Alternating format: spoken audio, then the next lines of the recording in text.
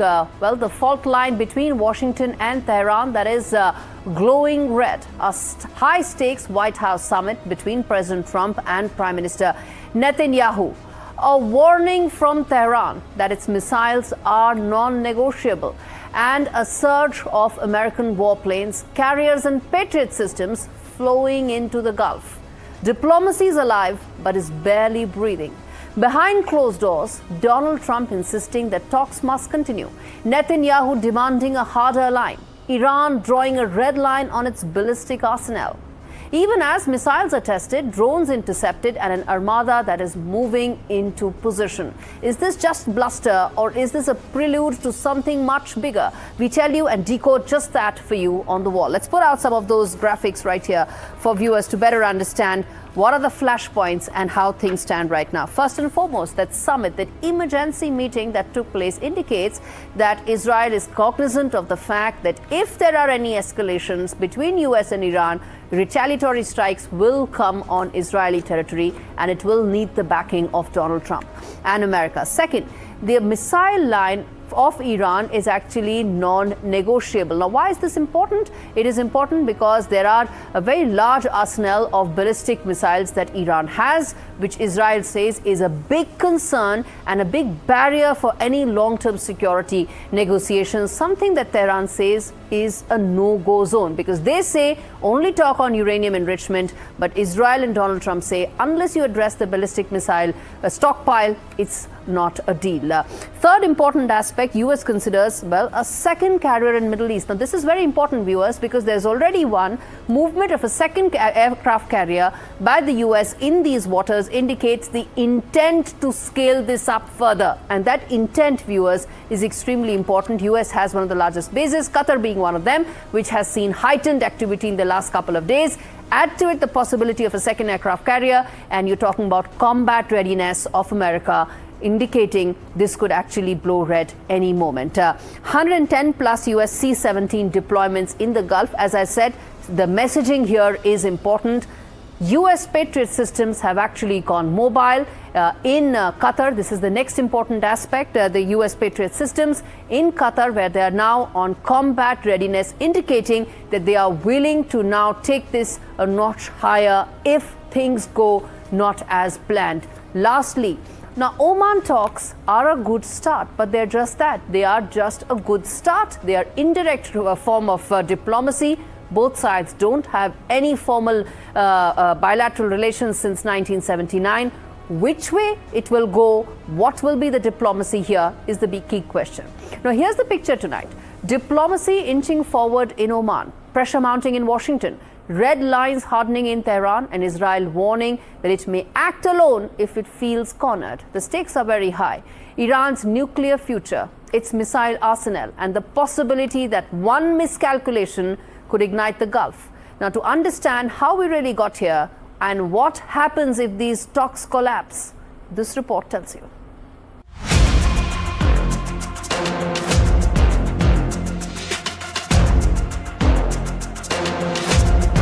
The doors closed quietly at the White House, but the message echoed loudly across the region. US President Trump and Israeli Prime Minister Benjamin Netanyahu met for nearly 3 hours. There were no cameras and no grand declaration. There was just one clear signal. Negotiations with Iran will continue for now. Trump says a deal is his preference, but he's also warned if diplomacy fails, America will do something very tough. We have a massive flotilla right now going over to Iran. We'll see what happens. I think they want to make a deal. I think they'd be foolish if they didn't. Tehran is listening and digging in. On the 47th anniversary of Iran's Islamic Revolution, President Masoud Pezeshkian told crowds his country will not yield to excessive demands. Iran says it's ready to talk nuclear limits, even verification. But its ballistic missiles are off the table. For Washington and Jerusalem, that's the sticking point. Behind the scenes, military chess pieces are moving. More than 110 US Air Force C-17 transport aircraft have surged towards the Middle East and Europe since mid-January, capable of hauling tanks, missile systems and troops.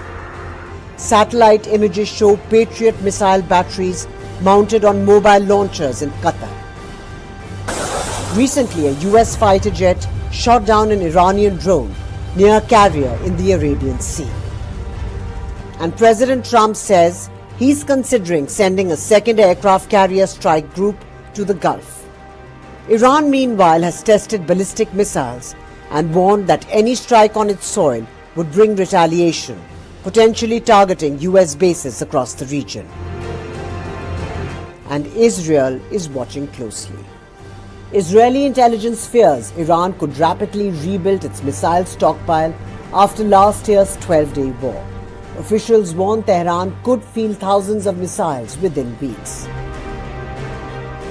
At the same time, fragile talks mediated by Oman are described as a good start, but far from breakthrough.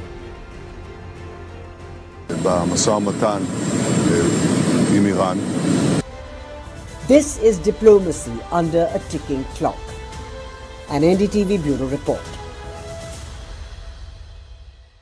Now, to talk more on this, Adele Nazarian, who's a senior fellow at Gold Institute for International Study, joins me from Washington, D.C. Adele, thanks much for speaking to me on Faultlines. Let me start by asking, what do you make of these growing tensions between the U.S. and Iran?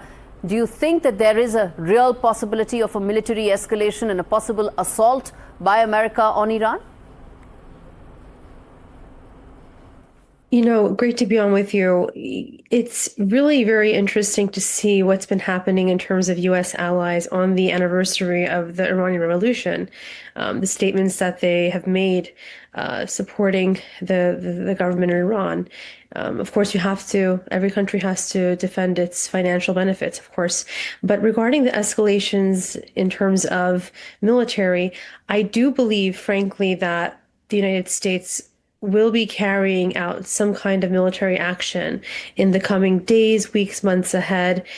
I've said this repeatedly, and I really do think that actions speak louder than words. And President Trump has always been a man who has stuck by his words, and he's a man who does what he says and says what he does.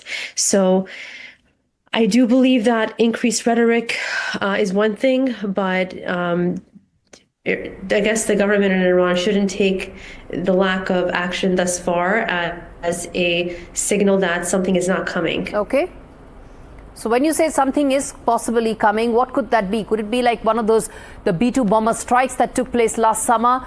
Or could it be even more extensive than that? Because there's a message that Donald Trump is sending to Iran, and that is what is going to come forth in these military escalations that you're mentioning. What could that be? I frankly think that it will look, I think the B-52 bombers are one thing. I think it's going to be much more extensive than that.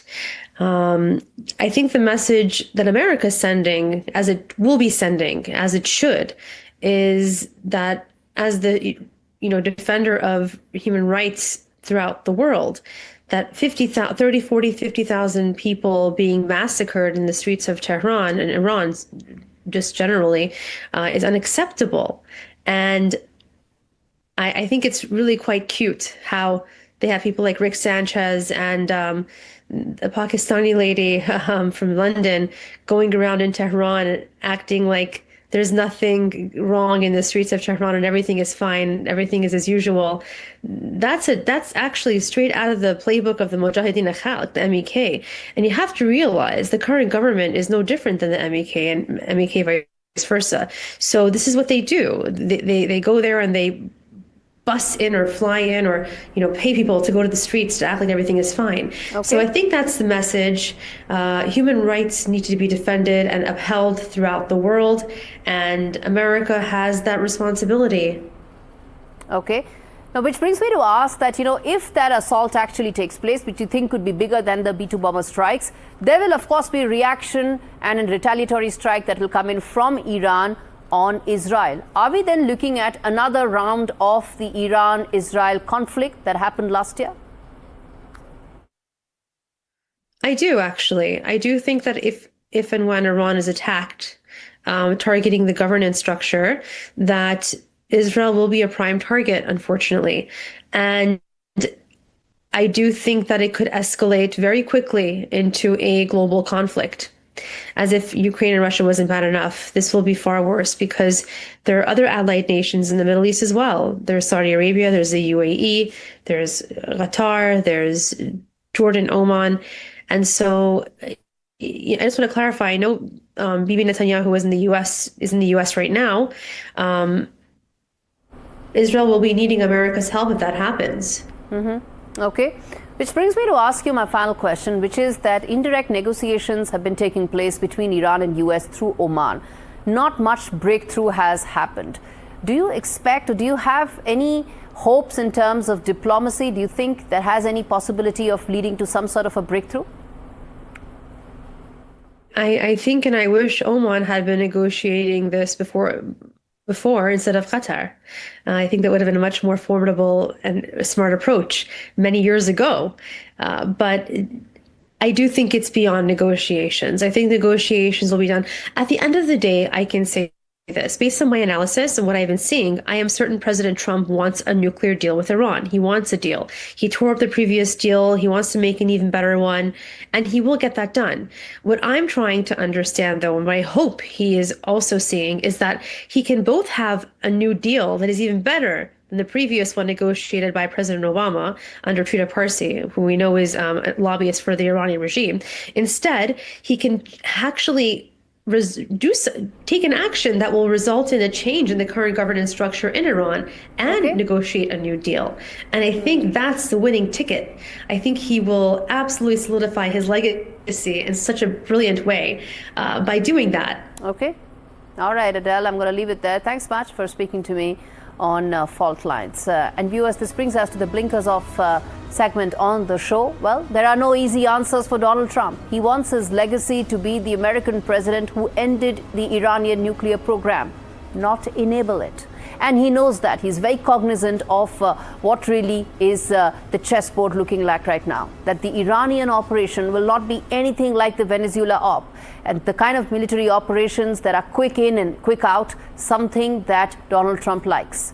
But in Iran, it may actually be a long-drawn battle, and American forces in the region are not adequate to support a significant long-term military preps and a military operation in Iran. So Donald Trump's options are very limited on the table. He has some legacy-defining decisions to be taken, even as Middle East peace is on the edge.